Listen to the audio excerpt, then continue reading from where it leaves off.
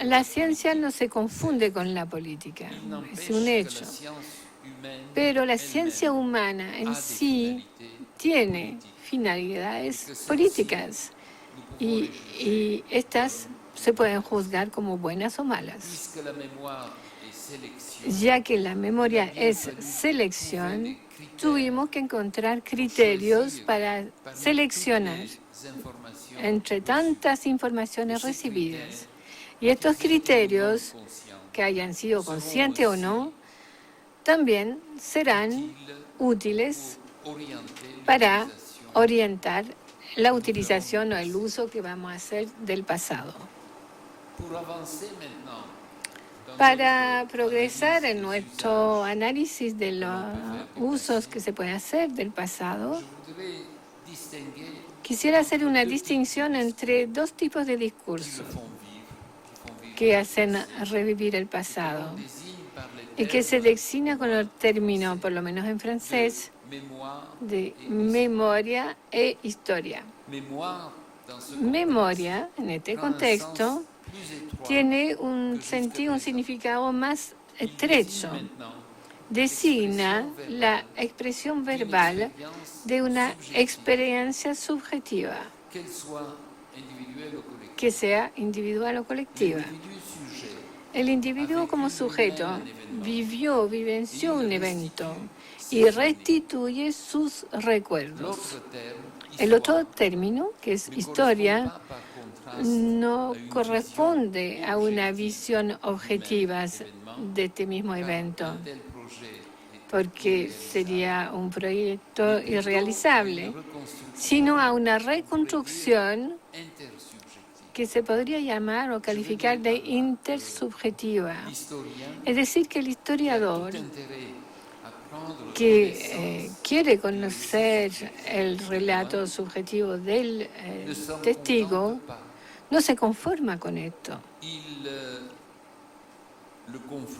Lo confronta con el relato de otros testigos del mismo evento. También tiene en cuenta la experiencia de aquellos que tuvieron contacto con este evento, pero desde otro punto de vista. Cuantifican, valoran, evalúan los datos y buscan, tratan de delimitar las circunstancias que hicieron posible este evento y sus efectos a corto y a largo plazo. Los historiadores profesionales ven los testimonios personales con alguna reserva, desconfianza. Quizás porque encuentran que estos testimonios son el centro de atención de los medios de comunicación más que sus investigaciones. Por lo tanto, hay una cierta amargura en esta actitud, pero también porque piensan que sus valores factuales son poco confiables y se prestan rara vez a la verificación.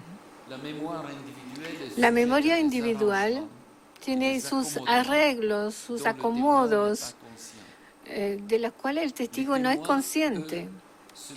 Por su parte, el testigo también desconfía del historiador,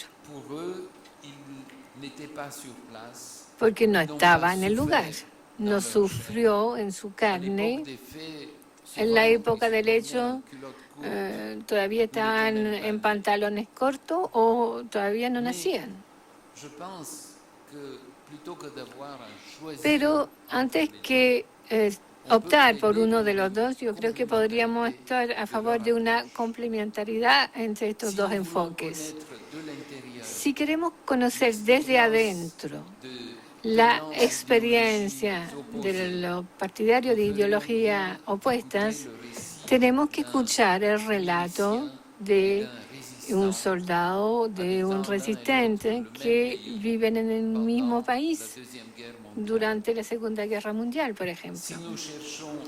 Si queremos encontrar el valor de estas posiciones, las consecuencias prácticas de una o de la otra la relación entre palabra y acto, es mejor mirar hacia los historiadores.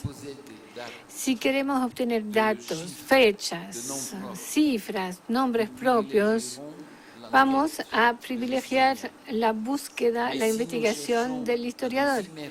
Pero si tratamos de sumergirnos en la vivencia de los actores, el relato del testigo es algo irreemplazable. Si queremos saber lo que pasó en Auschwitz, no necesitamos seleccionar entre un análisis histórico de Raúl Hilberg y el testimonio de Primo Levi. Ambos son indispensables. Quisiera ilustrar el entrelazamiento entre las dos exigencias, la de la memoria y la de la historia, por un breve recuerdo de un episodio de la historia reciente que no se desarrolla en América Latina, porque es el del genocidio en Camboya, que se produjo entre la toma de poder por el Khmer Rouge en 1975 y el fracaso militar por el ejército vietnamita en 1979. Este genocidio se desarrolla con una lógica implacable. Al comienzo son ejecutados todos los antiguos enemigos, pero también los desviados, los locos, los inválidos, los leprosos. Inmediatamente después le llegó el turno a todos aquellos que no pertenecían a las clases privilegiadas de los obreros y de los campesinos. Por lo tanto, los profesores, los empleados, los comerciantes, los propietarios, que serán expulsados de las ciudades y enviados a construir digas, a construir hoyos. Una parte del pueblo, definido nuevamente ahora, van a tener que ser reeducados. Un año después comienza la tercera fase, que es la caza a los enemigos interiores, una purga permanente que golpea a los revolucionarios mismos, que son llevados como sospechosos a prisiones especiales donde son torturados para revelar los nombres de sus cómplices y luego sistemáticamente ejecutados. La vida de un enemigo no vale nada. Y este juicio se extiende a todos sus cercanos, familia, niños, amigos, colegas. Se considera a estos prisioneros como sacos de sangre. Se les saca toda la sangre, lo que causa una muerte inmediata. Se les practica la vivisección para estudiar la anatomía. El número de víctimas en el curso de estos 4 años está estimada en aproximadamente 2 millones, es decir, entre 20 y 25% de la población. Estos acontecimientos volvieron a la actualidad reciente en favor de un proceso que tuvo lugar en Camboya en el año 2009. El primero en su género es el del antiguo director de un centro de tortura y de exterminación llamado Tuol Sleng, o SC-21, actualmente transformado en museo. Este director lleva el nombre, o más bien el sobrenombre de Duch, y es personalmente responsable de la muerte de al menos 12.500 individuos. Presenta además la particularidad de no buscar a salirse de sus responsabilidades. Por el contrario, se reconoce inmediatamente culpable de un crimen abominable que dice del cual está arrepentido amargamente. Además, se compromete a buscar sin concesiones las razones de sus actos. Pero esta no es la óptica, sin embargo, la óptica de los representantes de las víctimas, de los niños, de los torturados y los ejecutados, que no se interesen sino a una cosa, la culpabilidad del acusado y el castigo que le será dado. Tampoco es el interés de los magistrados, que en virtud del principio jurídico que plantea que el individuo es plenamente responsable de sus actos, no quieren saber nada con las razones por las cuales el acusado actuó como lo hizo. La justicia respeta, por lo tanto, la memoria de los individuos, pero no desea complicarse con consideraciones históricas. Sin embargo, en el curso de los debates que en todas partes del país acompañan al proceso, se escucha una reacción distinta. Los campesinos apenas saben escribir y leer, dicen que uno de ellos, al procurador que vino a hablarles de lo que se produjo en ese momento, y le dice al procurador: usted está condenando el humo sin buscar de dónde el fuego partió. Yo quiero saber por qué mataron a tanta gente. El proceso no responde a esta pregunta. Tampoco lo hace el Museo de Tolslang. Sin embargo, contrariamente, dos libros muy importantes que aparecieron en Francia en el año 2011 van precisamente en esta dirección. El autor de uno de los libros es el camboyano Ritipan, que vivió como niño durante el reino de los Khmer Rojos y cuyos padres fueron asesinados. Emigraba a Francia, se convirtió en cineasta, autor de varias películas documentales sobre el genocidio y también del libro La Eliminación, que al mismo tiempo es un relato autobiográfico y un análisis del personaje de Dutch. El autor del segundo es un periodista e historiador francés del siglo XX, Thierry Crevellier, que siguió todos los recientes procesos para crímenes contra la humanidad a través del mundo. Su libro sobre el proceso de Dutch y su contexto se llama El amo de las confesiones.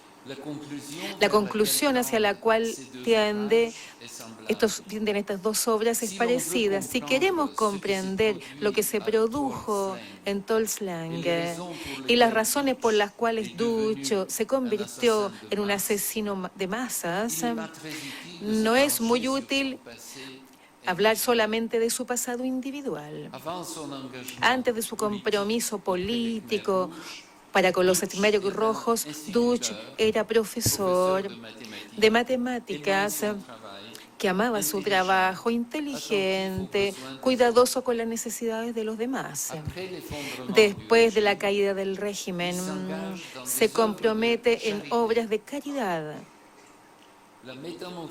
La metamorfosis del individuo y con ella la catástrofe que vive la población camboyana se explica no por las separaciones psicológicas, sino por la posición geopolítica ni por la posición geopolítica del país, sino por la ideología que anima a los Khmer Rojos, es decir, el comunismo. Hasta su último refugio en la jungla, después de su caída, sus jefes, Pol Pot, guardan en su mesa de trabajo los libros de Marx, Lenin y Mao Zedong. El elemento fundamental de esta ideología se revela ser no tal o cual proyecto particular, sino un principio según el cual nadie puede oponerse al poder ejercido por el partido, designado aquí como la organización. Nada más es sagrado como esto. Nada es irrevocable. El deber de un hombre no proviene de las consideraciones morales o religiosas o cósmicas. No es nada más que un orden dado por un hombre a otro hombre.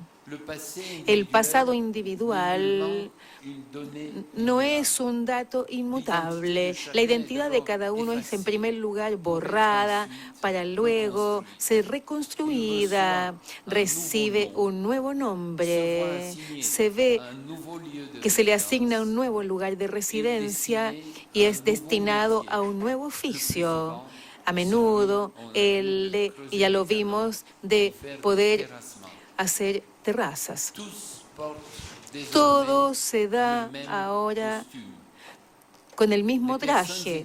Las personas educadas son particularmente perseguidas porque poseen un saber independiente de la organización. Hay que hacerles olvidar. Para las mismas razones se cierran las bibliotecas y las universidades. Las antiguas familias son dislocadas, separadas. Un eslogan de los Khmer Rojos dice: renuncia a todos tus bienes, a tu padre, a tu madre, a tu familia. La palabra María, esposa, está prohibida. Esposo o esposa. ¿Quién debe casarse con quién? Se lo dicen y se fabrica una nueva pareja distinta.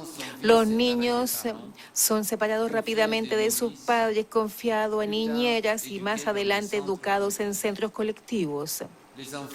Los niños son valorizados porque no tienen pasado que tendría que destruirse. Solo un niño que acaba de nacer es puro, dice otro eslogan.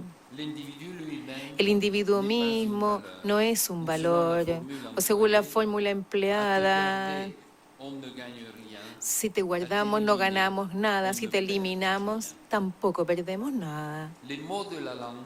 La palabra de la lengua pierde su sentido inicial y basta para eso que se le adjunte un término que lo califica. Por ejemplo, la verdad proletaria ya no tiene nada que ver con la verdad, ni la moral proletaria tiene que ver con la moral.